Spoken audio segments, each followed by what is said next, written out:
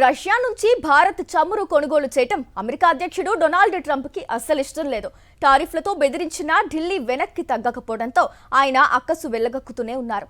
ఈసారి ఏకంగా ప్రధాని మోదీ హామీ ఇచ్చారంటూ లేని మాటలు చెప్పేశారు.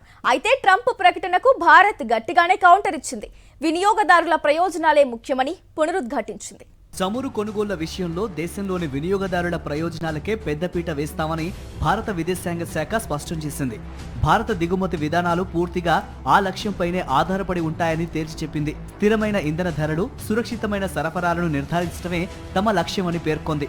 రష్యా నుంచి చమురు కొనుగోలు నిలిపివేయనున్నట్లు ప్రధాని మోదీ తనకు హామీ ఇచ్చారని అమెరికా అధ్యక్షుడు డొనాల్డ్ ట్రంప్ వ్యాఖ్యానించిన నేపథ్యంలో కేంద్రం ఈ మేరకు కౌంటర్ ఇచ్చింది. భారత్కు చమురు, గ్యాస్ సరఫరా చేసే దేశాల్లో రష్యా ప్రధాన వాటాదారుగా ఉందని, అస్థిర ఇంధన పరిస్థితుల్లో దేశీయ వినియోగదారులకు ప్రయోజనం కలిగించేలా వ్యవహరించడమే ప్రభుత్వ ప్రాధాన్యత అని పేర్కొన్నారు విదేశాంగ శాఖ ప్రతినిధి రణ్ధీర్ జైస్వాల్. ప్రధాని మోదీ, ట్రంప్ మధ్య ఇటీవల ఎలాంటి ఫోన్ కాల్స్ జరగలేదని క్లారిటీ ఇచ్చారు. మరోవైపు ట్రంప్ వ్యాఖ్యలపై ఢిల్లీలోని రష్యా రాయబారి డెనిస్ అలీపోవ్ కూడా స్పందించారు. రష్యాతో భారత్కు ఉన్న ఇంధన సంబంధాలు ఆ దేశ ప్రయోజనాలకు అనుగుణంగా ఉన్నాయన్నారు. తమ చమురు దిగుమతులు భారత ఆర్థిక వ్యవస్థకు కీలకమని పేర్కొన్నారు.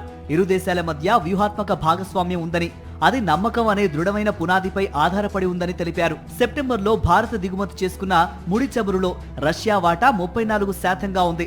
గత కొన్ని నెలలుగా రష్యానే భారత్కు ప్రధాన ముడి చమురు సరఫరాదారుగా ఉంది.